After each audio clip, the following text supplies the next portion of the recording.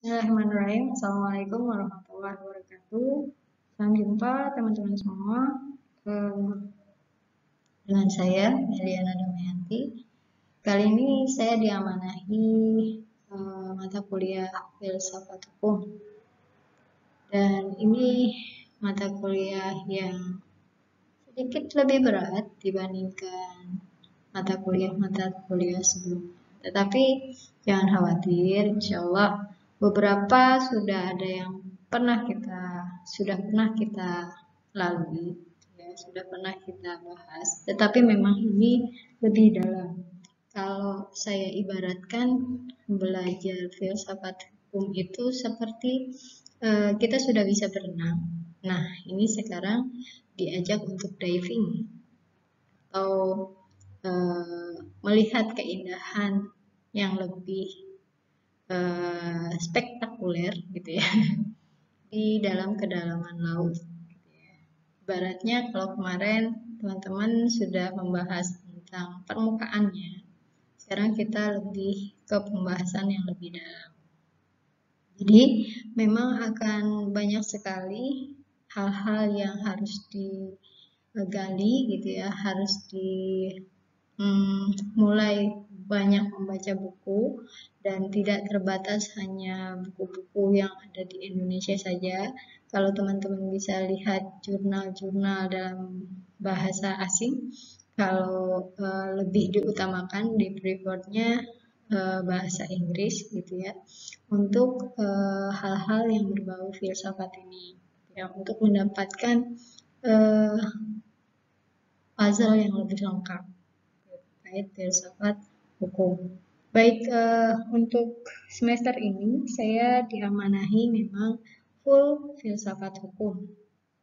Jadi kita sama-sama belajar gitu ya, karena sharing ilmu akan lebih baik itu kalau dengan dua arah, bukan satu arah gitu. Jadi semakin teman-teman banyak membaca buku, semakin akan banyak trigger-trigger pertanyaan yang bisa kita gali kembali dalam diskusi-diskusi ke depannya. Baik, nomor saya masih sama gitu ya. Jadi teman-teman kalau ada yang ingin ditanyakan lebih lanjut, silakan japri ke nomor yang sudah saya cantumkan di bawah. Ya, baik. Ini sekapur sirih yang juga saya cantumkan di yaitu board Scalasa gitu ya. The first step in knowledge is to listen, then to be quiet and attentive, then to preserve it, then to put it into practice, and then to spread. Ya, jadi tahapan pertama dalam mencari ilmu adalah mendengarkan. Jadi memang butuh mendengarkan. Karena kenapa kita diberi telinga dua dan mulut satu? Itu Allah sedang mengajarkan ke kita. Dan juga orang-orang yang dia memahami tentang ilmunya, gitu ya, biasanya dia akan mendengar lebih banyak untuk bisa menyampaikan. Gitu ya. Setelah mendengarkan kemudian apa? Diam. Diam dan kemudian menyimak. Sebenarnya apa sih yang sedang kita pelajari? Jadi ini adalah sebuah bagian dari filsafat yang ingin juga saya ingatkan ke teman-teman. Jadi kalau misalnya tiba-tiba ketika kita belajar filsafat ini, filsafat hukum terutama, teman-teman hilang arah, gitu ya. Kalau kita lagi diving kemudian kita hilang arah di dalam kedalaman tersebut, maka kembalikan di sini, ya, di tahapan sekaput sirih ini. Jadi pertama mencari, kemudian mendengarkan, kemudian diam, kemudian menyimak dengan penuh perhatian, kemudian menjaga dan mengamalkan. Nah, setelah mengamalkan, jangan lupa untuk menyebarkan. Ya, karena cara yang paling mudah gitu ya, untuk menyebarkan ilmu itu adalah kita paham dulu Kalau kita belum paham ilmu yang ingin kita sebarkan, terus apa kepentingan ya kita menyebar? Jadi kita pahami dulu gitu ya ke kepentingan dari ilmu yang akan kita pelajari. Nah, filsafat hukum sendiri gitu ya lebih banyak tumbuh karena nanti perkembangan dari hukum-hukum Yunani konvensional gitu ya. Jadi kalau karena kita orang Islam pun saya akan senggol gitu ya sedikit penjelasan tentang filsafat sendiri. Kalau dalam hukum Islam itu dalam Islam maksudnya pembahasan ini baru timbul ketika sudah ada interaksi dengan orang-orang Yunani ya. Kemudian beberapa pemikir Islam itu mulai menyandingkan terkait filsafat ini. Jadi harus dipahami bahwa filsafat hukum itu memang pure dari konvensional, tetapi kita harus berhati-hati gitu ya, berhati-hati untuk mengambil mana yang memang layak kita ambil dan yang tidak layak untuk diambil itu ya ditinggalkan atau kita cari peluang untuk memperbaikinya ya. Kemudian juga dari Imam Malik itu disampaikan, it's not the knowledge which should come to you, it is you should come to knowledge. Jadi Imam Malik mengatakan bukan ilmu yang seharusnya mendatangi, tetapi kamu yang harus mencari ilmu. Ya, seperti juga saya, ini sekali lagi bukan hanya mengingatkan teman-teman, tetapi juga mengingatkan diri saya sendiri untuk terus melakukan lebih baik dan lebih baik dari hari ke hari. Nih wajah saya, kalau belum lupa ya, semoga nggak lupa, karena COVID ini cukup membuat teman-teman tidak bertegur sapa secara offline dengan saya. Dan semoga di akhir pertemuan kita bisa berjumpa gitu ya, paling tidak beberapa hari sebelum penutupan karena pure semester sebelumnya itu tengah semester sebelumnya kita tidak bertepuk sapa, kita tidak bertegur sapa secara langsung. Jadi ini tidak perlu banyak komentar gitu ya. Ini wajah saya masih sama lah ya. Baik, sekarang terkait materi filsafat hukum. At least ada 14 tema yang ingin saya angkat gitu ya. Jadi yang pertama tentang overview filsafat hukum, filsafat dan hukum. Oke, jadi kalau tadi saya analogikan kita berfilsafat itu berarti diving, mencari lebih dalam gitu ya.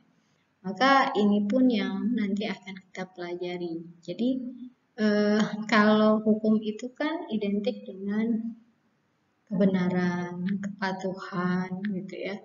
Kemudian kenapa sih orang harus terikat dengan hukum gitu ya.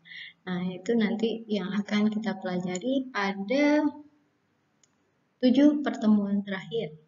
Ya, jadi kalau untuk yang 7 pertemuan awal ini di materi filsafat hukum sendiri, saya akan fokuskan pada overview filsafat hukum. Overview itu gambaran secara umum gitu ya. Nanti ini yang sedang saya lakukan nih di pertemuan pertama, overview filsafat hukum. Kemudian di pertemuan kedua itu kita akan bahas ruang lingkup filsafat hukum. Mungkin kalau misalnya ini masih ada waktu, maka saya akan coba gitu ya untuk sedikit banyak akan membahas ruang lingkup filsafat hukum. Karena kalau yang saya buat slide untuk ruang lingkup filsafat hukum itu sendiri, saya buat sampai 33 slide dan cukup banyak gitu ya. Jadi memang harus berlatih lebih baik ya, banyak membaca. Kemudian yang ketiga, kita akan fokus pada filsafat hukum dari Yunani. Ya, karena filsafat ini memang rootnya apa ya, akarnya itu dari Yunani. Ya, jadi kalau Islam itu mengalami akulturasi atau apa ya, pengambilan sedikit banyak nilai-nilai dari Yunani itu ketika sudah mulai penyebaran Islam. Ya, kemudian yang keempat, teori kedaulatan Tuhan. Kemudian yang kelima adalah teori kedaulatan rakyat. Di pertemuan keenam, historical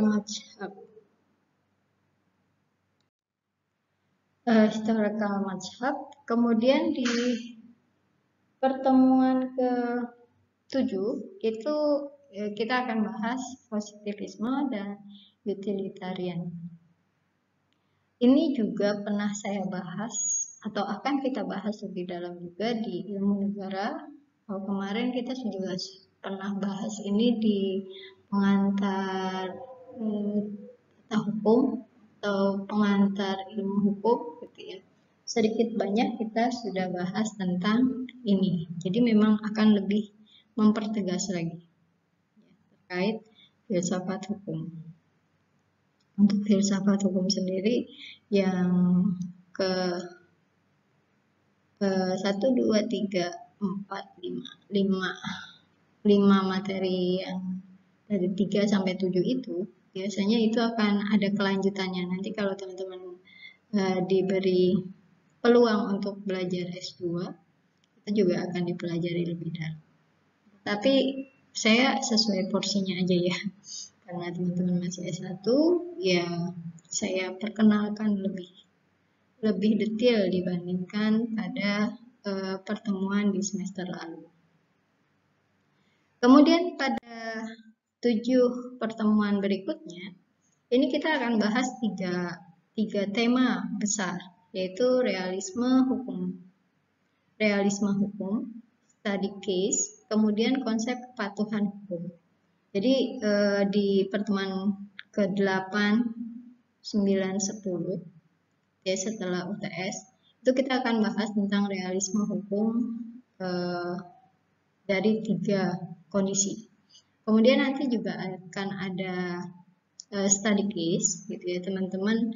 Akan saya minta untuk melihat sebenarnya apa sih yang diinginkan gitu ya dari setiap kasus yang ada. Bagaimana penjelasan teman-teman terkait hal tersebut dengan teori yang sudah teman-teman pelajari pada 7 pertemuan sebelumnya. Jadi ingat ya, ketika membahas atau kita menganalisa study case, nah teman-teman harus gunakan alatnya gitu ya. Rekan-rekan tuh harus gunakan alatnya, yang alatnya sudah saya berikan di pertemuan 7 pertemuan di awal. Kemudian konsep kepatuhan hukum 1 dan 2. Ya, nanti juga lebih banyak diskusinya. Saya berharap ini sudah offline ya. 7 pertemuan di akhir itu sudah offline dan kondisi COVID sudah lebih membaik gitu ya dari kondisi bulan-bulan September dan Oktober gitu ya. Jadi kalau kemarin kita sudah mulai ramai COVID itu di bulan Maret April, nah ini siklus keduanya sudah mulai juga COVID September dan Oktober ini. Penderitanya semakin banyak dan harapannya terus ada perbaikan gitu ya untuk kita semua agar tidak menjadi-jadi COVID ini ya. Dan semoga Allah jaga kita semua dan segera dikembalikan pasukan Allah ini ya, COVID ini kan pasukan Allah untuk menjadi kondisi lebih baik gitu, dan kita terus menjadi makhluk Allah yang bertakwa. Baik, itu kiranya yang ingin saya sampaikan pada pertemuan kali ini, dan jangan lupa dibaca referensi dari RPP-nya. kemudian dipelajari RPP-nya. Masih sama gitu ya, beberapa ketentuan tercantum di sana gitu ya, baik pembelajaran, kemudian tugas-tugasnya gitu ya. Nanti kalau melihat perkembangannya butuh ada tugas tambahan, saya akan berikan gitu ya. Seperti biasa kita pakai forum di kolom forum maupun di tugas dan kuis gitu ya, dalam pembelajaran 1 semester ke depan. Kiranya itu aja yang ingin saya sampaikan. Jika ada yang ingin ditanyakan, bisa teman-teman tuliskan di ruang forum ya, agar terekam gitu ya diskusi kita, dan bisa saya jawab satu persatu pertanyaan teman-teman semua. Demikian kiranya saya akhiri dulu. Assalamualaikum warahmatullahi wabarakatuh.